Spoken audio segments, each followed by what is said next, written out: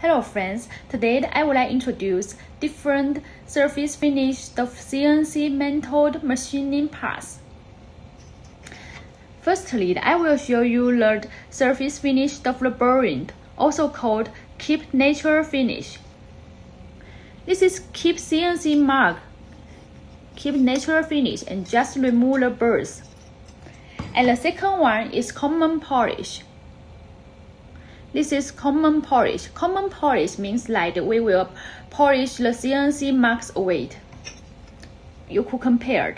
There is CNC mark and there is no CNC mark. This is common polish.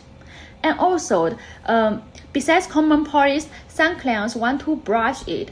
Brush, there is some direction. This is straight brush direction. And some clients want the other angles directions. And this is painting. This is painting finish. And the other one, this is anodizing. We could compare painting, anodizing. It is different. Okay, that's all. Bye.